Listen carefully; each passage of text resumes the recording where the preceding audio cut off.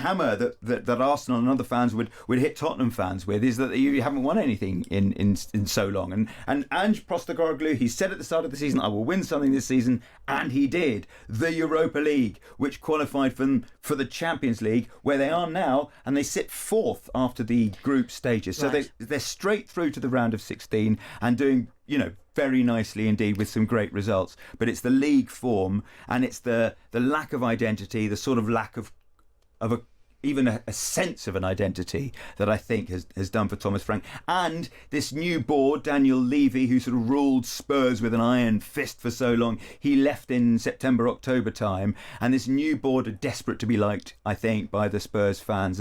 And you hear the whole stadium singing "You're getting sacked in the morning," week in, week out. Eventually, it's going to happen. The axe is going to fall. B has WhatsApp to say, let's listen to Jane and Flea flirting with their sports commentator like they now do every day. I don't think there's much flirting going on in here, but I can assure you, B, that there's absolutely none. But here is hunky Vassos Alexander with today's sports item. Oh, Vassos. Right, there we go. There we go, we've done it. Fans of Spurs chanted, "You're getting sacked in the morning" at the team's manager last night. I think it was probably also the chant of the opposing fans, wasn't it? Well, no, the point is, at Spurs, it's the Spurs fans who have for several weeks now been chanting okay. "You're being sacked in the morning," and hoping that he is. And he was. They did lose 2-1 at home to Newcastle United, and they've had a run of miserable league form. They're now 16th in the Premier League and only 5 points above the relegation zone. So this was expected, wasn't it, Vassos? It really was, yes. I mean, where did it all go wrong for Thomas Frank? It was a bit of a gamble for both parties, for Tottenham bringing in the Brentford manager who'd had 7 very calm, very successful years at a much smaller club, Brentford. With lower expectations. Yes, exactly, and much less spotlight, and adored by the fans. I mean, I don't know Thomas Frank, but I know a lot of the people around him when he was at Brentford. I've run with some of them, and he's just a thoroughly decent human being. So here he goes, and he's got clear ideas, or he did when he was at Brentford, how to play football, how to manage people, and he took those to Spurs, and it just seemed to unravel quite early on. Yeah. And some pretty tame defeats, and Tottenham fans will be, they always say we don't really care as long as we play good, engaging, attacking football. I sort of half believe that. But, against Arsenal, against their big rivals, it was very timid. There was no sort of identity, and he did look, in recent weeks, he looked very beleaguered, and he did look a little bit clueless. So like you say, not a huge surprise after losing to Newcastle last night. The club do get a bit of a break now because they haven't got another league game and then on the 22nd they play Arsenal. Yes, they do. They play Arsenal again. So that actually could be really exciting. But by then, presumably, there'll be a new person in post. Who will it be? Well, we don't know. John Heitinga, who was brought in as a first-team coach 2 or 3 weeks ago in mid-January, former Ajax manager, former Fulham player, he has been taking training this morning, and he will. There are some in the Spurs hierarchy who will think, yes, he could be the guy. Or, there's some of the Spurs fans want Maurizio Pochettino back, who took them to a Champions League final. He has got a job, hasn't he? As manager of the USA, who are hosting the World Cup this year. So, would he go back to Spurs? To be fair to Thomas Frank, it is extraordinarily long, the injury list that Spurs have. But then that was the case last season under Ange Postecoglou. So is there some problem at Spurs with all these injuries? Are they training in a slightly different way?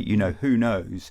I always find it slightly, so the fans last night are singing "You're getting sacked in the morning," his own fans. And I remember, like a couple of weeks ago, Martin Samuel wrote a piece in the Times, and he said it's one of the trials of this job, he said, sacking people, not actually doing it, but saying it. Football managers get binned all the time, but I still think of them as the little people, even the really famous ones. They are employees after all. They've got kids at school, probably hearing rubbish about their dad in the playground, and often it's not even their fault. So yes, it's expected. Yes, he is the 6th permanent manager to be sacked so far this Premier League season. The record, incidentally, is 14 in one season. So you walk into a job and there's a high chance you're going to get sacked, and if you do, you're going to get a relatively decent payoff. Well, you'll get a huge payoff.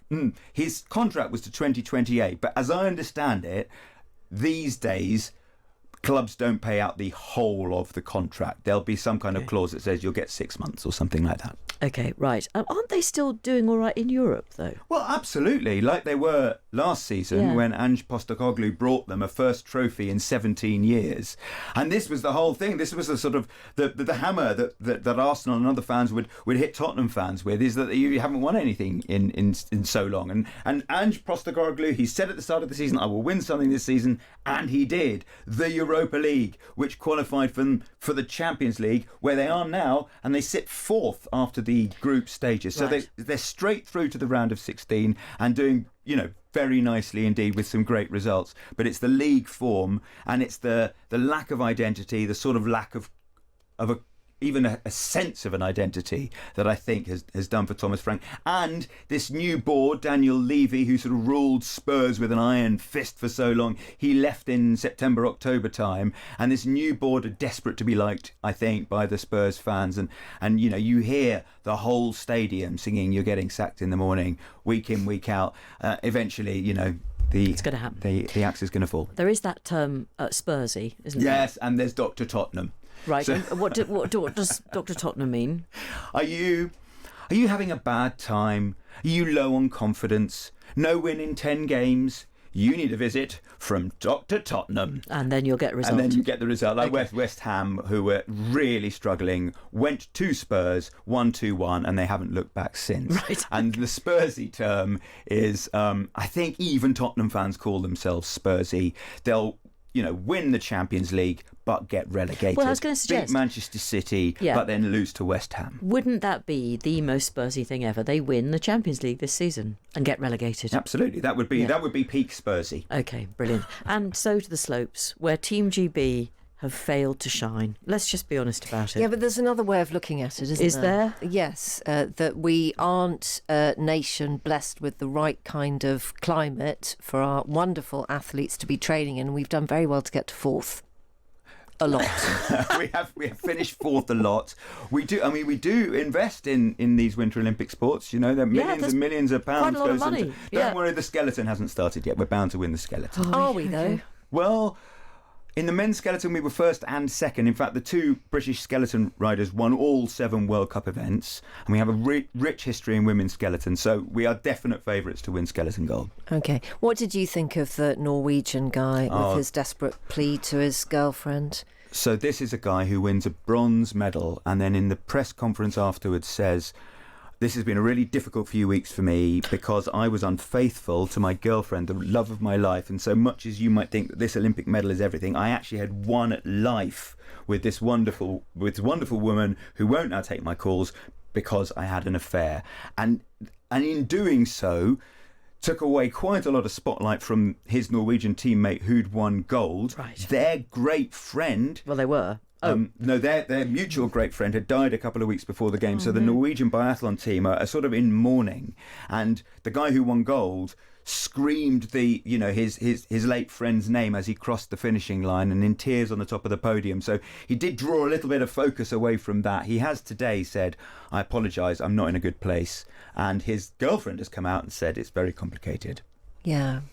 It is very complicated. It was just so strange to see that happen on a very, very public stage. I mean, you just feel for everybody involved in that, actually, don't you? You really do, and you can sort of get it, can't you? He's he wants to mea culpa in order to try and win her back, Actually, and he thinks in his muddled brain, maybe this is how I'm going to do it. I blame the world of tech, where everybody is telling everybody everything in social media posts. So there isn't that sense of kind of control that you should have in those scenarios. Privacy, yeah. Oh my God, privacy. Yeah. What? God, I know. That'll never catch on. They're very young as well, these Olympians, aren't they? I realise I could be the grandmother of almost every competitor. It's so depressing. B has come back and said perhaps Nigel Havers is more Jane and Fee's cup of tea. Or Jeremy Irons. I once stood behind Nigel Havers in a queue for a drink at a bar. And do you know what he ordered? And he ordered it in a Nigel Havers voice. I'm going to say Campari. Gin and tonic. He said, "Could I have a Purdy's?" A Purdy's? Remember that? What, the vitamin drink? Yeah, once fashionable. Like posh Red Bull. Yeah, exactly. Red Bull with A-levels. Yeah, that's what you went for, yeah.